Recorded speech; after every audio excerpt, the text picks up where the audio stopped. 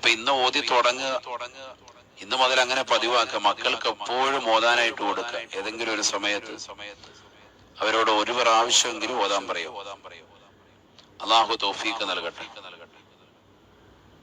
ഓർമ്മയ്ക്ക് രണ്ടായത്ത് ത്വാഹയിലുണ്ട്, പതിവാക്കിയാൽ മറവിക്ക് പ്രതിവിധിയുണ്ട്.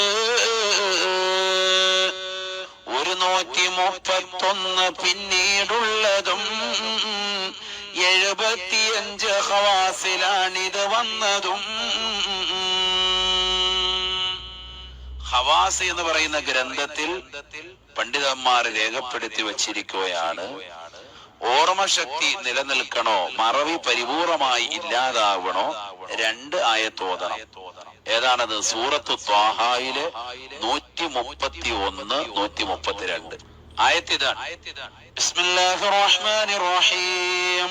ولا تمدن عينيك إلى ما متعنا به أزواجا منهم زهرة الحياة الدنيا لنفتنهم فيه ورزق ربك خير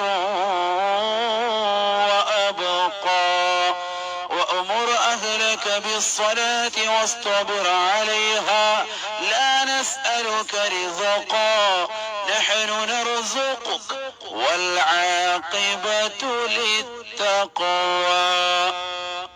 ഈ 2 ആയത്തുണ്ട്.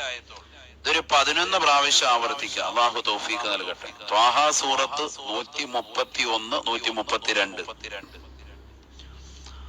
ഒന്നുകൂടെ ഓതിത്തരാം, എല്ലാവരും ഓദിക്കും. ബിസ്മില്ലാഹിർ റഹ്മാനിർ റഹീം. ولا تمدن عينيك إلى ما متعنا به أزواجا منهم زهرة الحياة الدنيا لنفتنهم فيه ورزق ربك خير وأبقى وأمر أهلك بالصلاة واصطبر عليها لا نسألك رزقا نحن نرزقك والعاقبة للتقوى. അള്ളാഹു തൗഫീഖ് നൽകട്ടെ. അപ്പൊ ഈ ആയത്ത് ഒരു 11 പ്രാവശ്യം ഓതുക. അലം നശ്റഹ് സൂറത്ത് ഒരു 11 പ്രാവശ്യം ഓതുക. അലം നശ്റഹ് സൂറത്ത് അറിയാമല്ലോ എല്ലാവരും. ബിസ്മില്ലാഹിർ റഹ്മാനിർ റഹീം.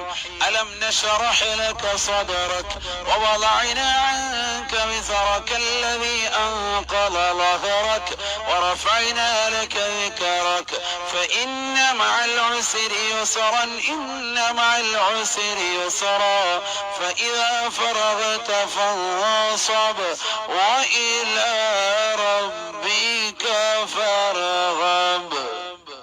അതും 11 പ്രാവശ്യം.